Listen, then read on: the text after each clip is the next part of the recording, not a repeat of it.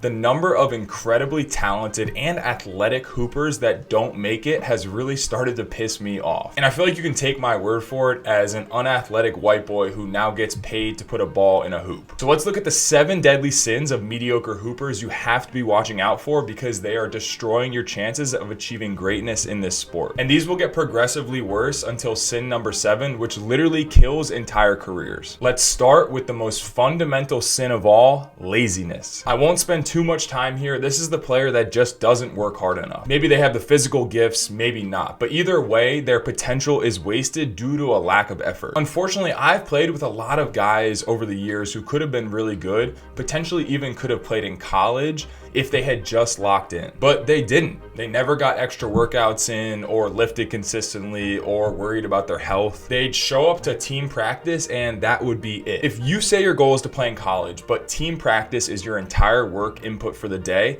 let me be clear, you are a sinner. You are lazy. I picked this one first because putting in the work is the absolute bare minimum you must be doing to achieve your goals. In high school, I was working out before my practices, after my practices, getting up early, lifting consistently. You just gotta do it. Hard work is non-negotiable. Side note, when it comes to laziness, being lazy on the court might be even worse. Guys who don't hustle or don't work hard are a college coach's worst nightmare. Break this detrimental habit immediately, please. Okay, number 2, the sin of negativity. I could call this toxicity as well, but almost every team has these kinds of players. And the terrible thing is they can be like the plague, bringing the vibe of the entire team down. I can't remember which of my coaches used to say, don't be an energy vampire. Don't suck the positive energy out of the gym. You might have heard this, and like you, at the time, I thought that was a cringy ass thing to say. Now I'm 26, I don't care about being cringe, and these players 100% exist. And not only do they exist at the high school level, they exist in college, on pro teams overseas, and even in the NBA. I'm not completely absolved from this one. In high school, if I made a mistake or missed a shot, a lot of times I'd have bad body language. If a teammate threw me a bad pass or my coach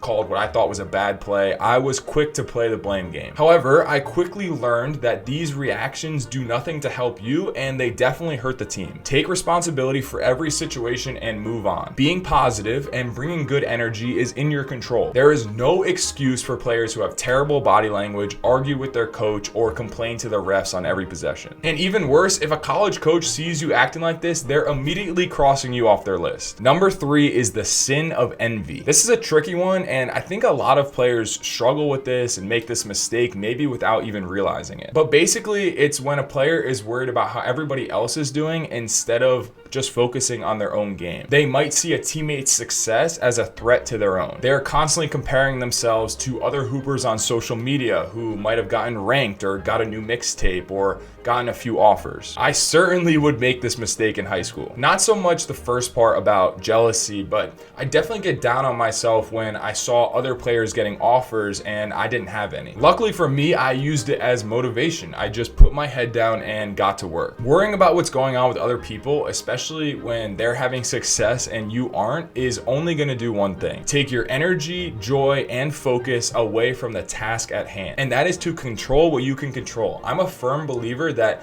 if you put good vibes and energy out into the world, things will work out for you. Feeling envious and jealous of others' success is not going to do that for you. Now, comparing yourself to other players in a way that motivates everyone involved can be a great thing. And that's the exact environment we're building in the Hacking Hoops community. It's a place for players and parents to interact, push, and learn from each other. If that sounds like something you'd be interested in, there's more information in this video's description. Okay, number 4 is the sin of ignorance. We're talking about bad decision making, low basketball IQ, and terrible listening skills. Luckily, this has never really been an area of the game where I have sinned. In fact, I think my high basketball intelligence is the main reason I have gotten to the level I am at today. I've seen so many talented guys not be able to reach their potential because they played and acted dumb. It's harsh but true, and this encompasses a lot of things. On the court decision making, like knowing how spacing works, having clock awareness, understanding when to cut versus versus when to stand. It also encompasses more feel-based IQ, like noticing you or your teammate has a mismatch, or the ability to thread the needle on a backdoor pass. And then finally, it encompasses incredibly underrated parts of the game, like, do you listen when your coach is talking? Do you pay attention to scouting reports? Are you able to focus and watch film? Improving your basketball intelligence might just be the fastest way to level up your game, so don't be an ignorant hooper. Sin number 5 is the sin of gluttony. Now, I talk about all the time how players need to be more aggressive. They maybe even need to be slightly selfish to achieve their goals. However, it can only go so far. I was just playing pickup this week with Donovan Mitchell and Jordan Clarkson, and it was the perfect example. Those guys were obviously very aggressive throughout the day. They took the most shots, but they also scored the most points. Their talent level was in balance with their aggressiveness. The worst types of players are the ones who don't understand this balance. And I would say there were a few at this pickup. The guys that once they get the ball, you know it's never coming back. They can't shoot, yet they jack it up every time they get a look at the basket. Those are the ones who are sinning. If you are aggressive in collaboration with your offense and you make your team better as a result of the shots you are taking,